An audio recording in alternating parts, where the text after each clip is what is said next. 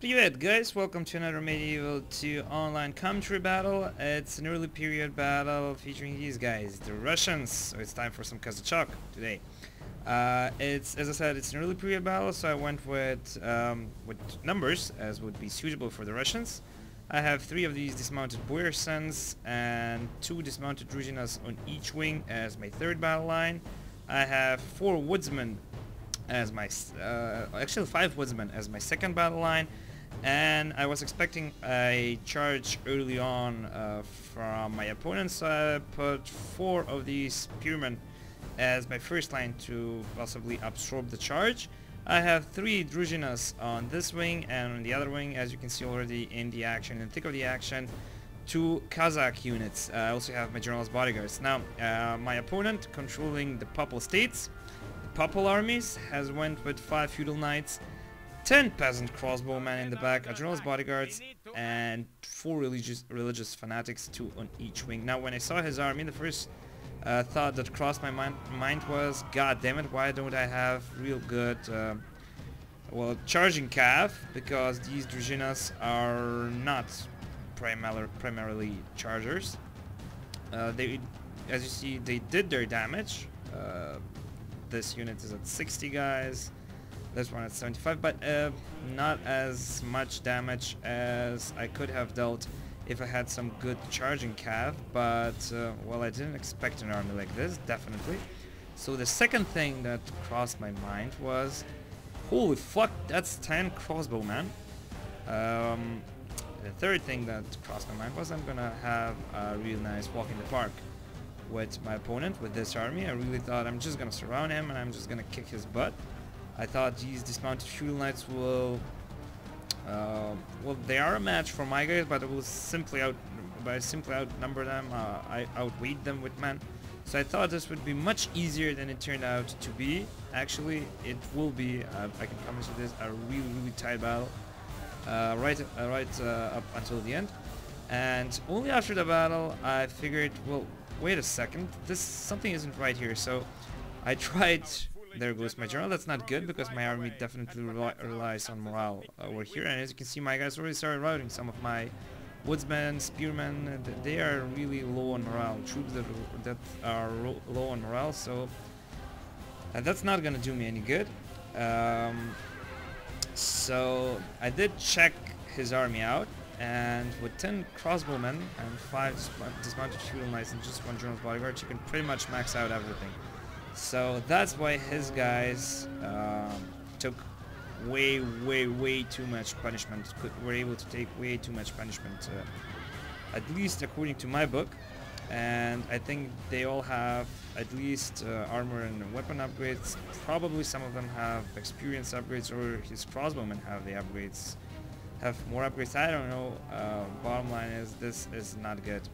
So I'm trying to flank him from all sides. I have these guys surrounded. These are at 50 guys. These guys are at 38, but they are free to go because they, well, my dismounted Druzhinas have routed. So I'm just trying to tie them up with something, but it's not really working well for me. As you can see, it's anybody's battle at the moment, but well, it's turning against me. The tide is turning against me. Luckily, I managed to flank them over here with my general and my Kazaks, and I have just bunched up everything I could and flanked them, tried to get some weight on this flank, and finally it did pay off. You can see these dismounted feudal knights have given up the fight, but don't forget, he still has 10 crossbowmen, peasant crossbowmen for me to deal with. He's got his super duper Jedi general bodyguards. That's probably the Pope himself that are commanding his army to deal with, and plus he's got 2 more dismounted feudal knights to deal with. Those guys have proven to be a serious pain in the butt. So I'm trying to well, to get some nice charges off here. I'm trying to get them surrounded. I'm trying to get them to rout any way I can, but these guys have much better morale than me, have better stats than me, and even surrounded, they fight really well.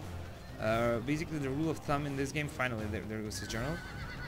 The rule of thumb in this game would be that numbers are better than quality usually, but as you can see, numbers quality, sorry, does pay off in some situations. Finally, I got a good charge from my General's Bodyguards.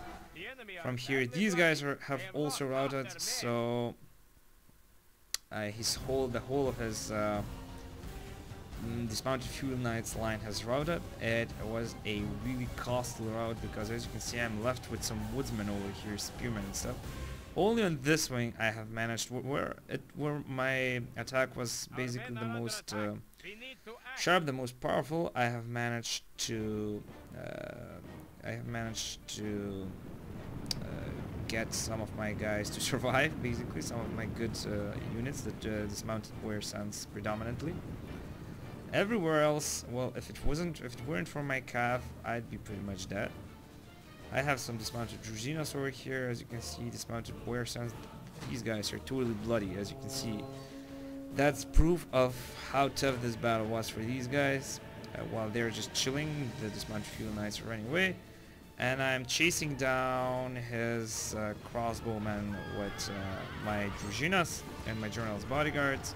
Luckily, these guys have access, so that's armor piercing. I'm getting these peasant crossbowmen to rout finally. And it's far from over, as you can see, 61-65% kills. But seeing that my enemy lost the real edge of his army, the meat of his army, he admitted defeat. It was an average victory for me, so nothing spectacular. A really tough battle. I deployed 200 men less than him. I lost almost 900 guys. He lost 1,200 guys. And if we take a look at the statistics, we'll see that what won me the battle was my cav, predominantly these 2 units of Druzhinas, also my General's Bodyguard, 3rd unit of Druzhina, and also my Kazaks. The rest of my army, well, these guys, not that they're bad, but still, these guys did not win the battle. So guys, hope you enjoyed this and hope you'll stick around for more. Take care, bye bye.